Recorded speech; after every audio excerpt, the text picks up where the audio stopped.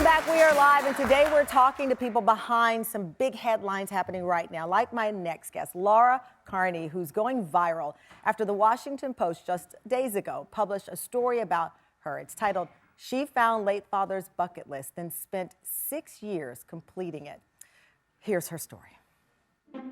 My father was a character. He was larger than life. He had this interesting quality where he could be like the biggest energy in the room, but at the same time, he would make everyone in the room feel seen.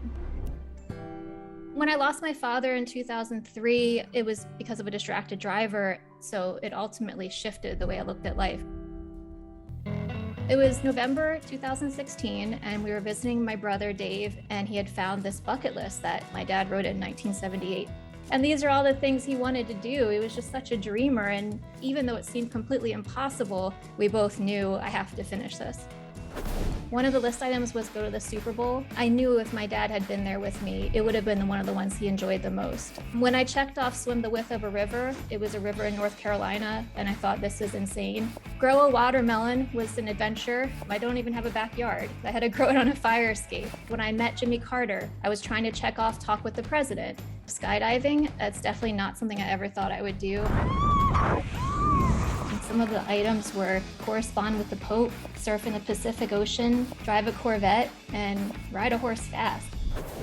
To be able to start out on my dad's bucket list and finish it and celebrate his life has been the most meaningful thing I've ever done. And everything he ever thought I would be and more is what I've become. And God, what a gift that's been.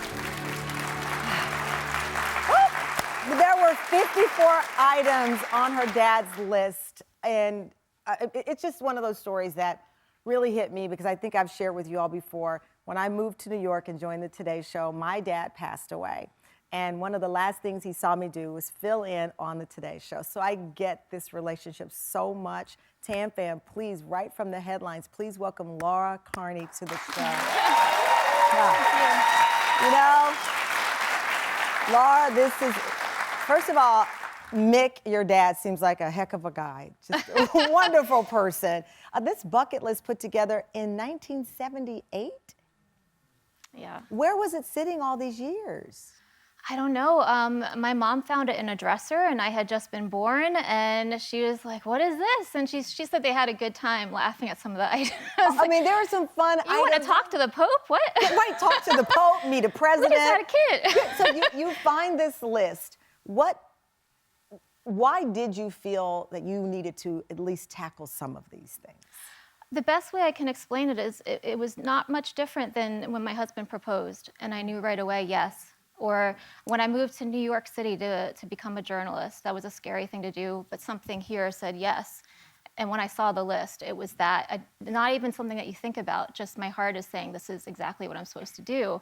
I wanted to find a way to honor him. I think I wanted to have a feeling of completion with his life, because when someone dies the way that he did, one of the feelings that people cope with is that, oh, I wasn't ready for that, or maybe they weren't ready for that. They were robbed. Yeah, and of course, I don't feel that way at all now. Yeah, because you were able to get through. So some of the things on the list, the skydiving.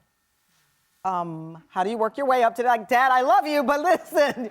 Yeah, there were several of them where I would be like, this is like the swimming the width of the river. I actually yelled out loud, why did you want to do this? Like, there are people having a picnic watching me right now. Like, this is crazy. And quite honestly, every time I did one of them, it was never what I thought it would be. Yeah.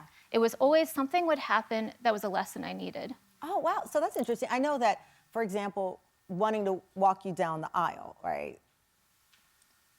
He's not able to do that. Right. But you captured this moment.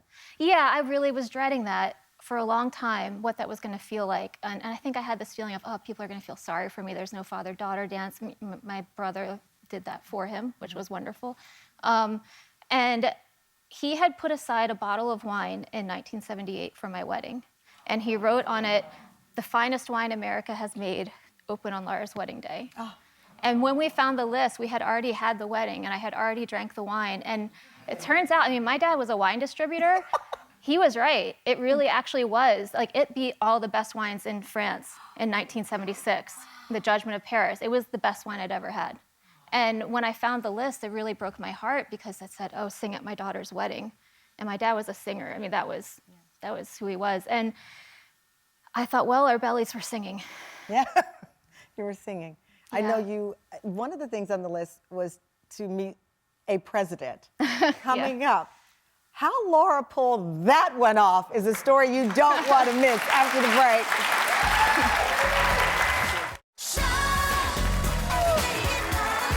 We're back and we're meeting people whose stories are going viral in our news feed, like my guest, Laura Carney. The 44-year-old writer is making headlines after she spent the last 6 years on a mission to complete her late father's unfinished bucket list. So he made the list in 1978, and you've been honoring it.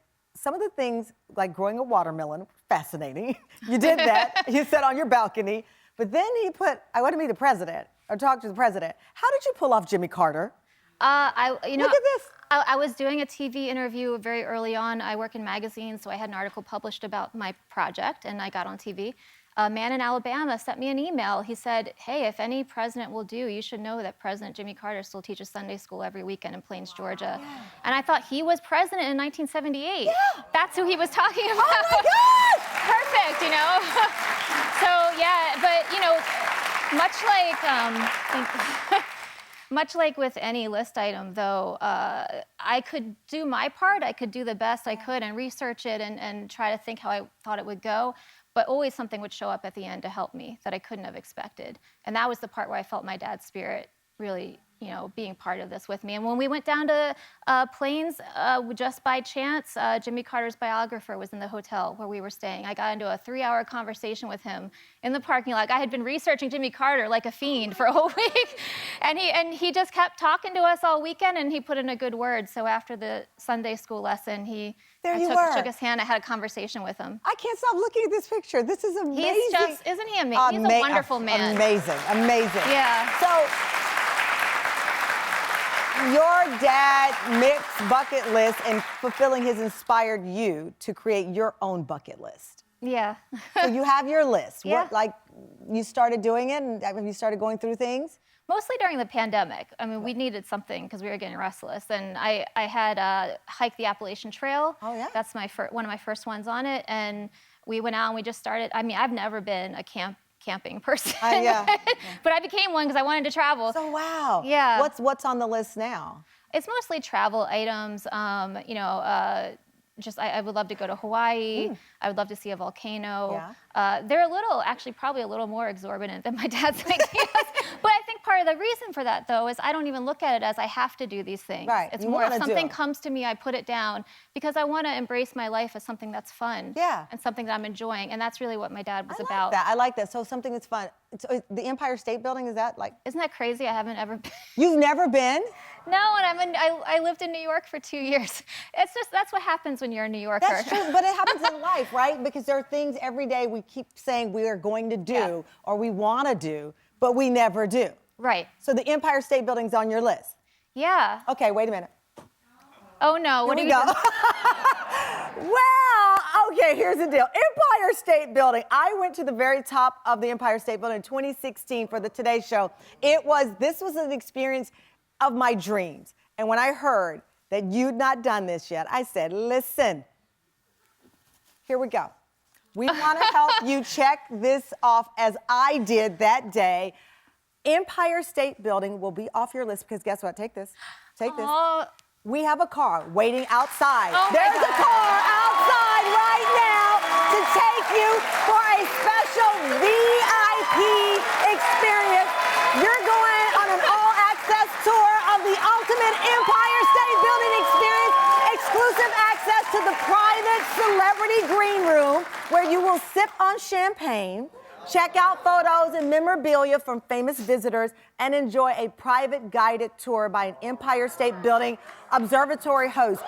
You'll see the reimagination of the observatory experience featuring an all-new interactive museum, and finally, soak up New York's most iconic view. It is a New York City experience worth $1,000, but nothing is a price tag on love and what you did in honoring your father. So, Madame, your car is waiting. So here you go. Oh my God. Check it out. It's a car out there. Am I allowed to hug you? So you can hug me.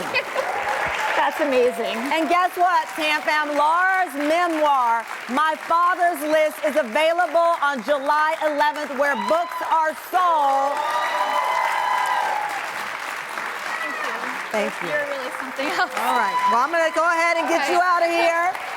Make sure you take lots of pictures, Laura.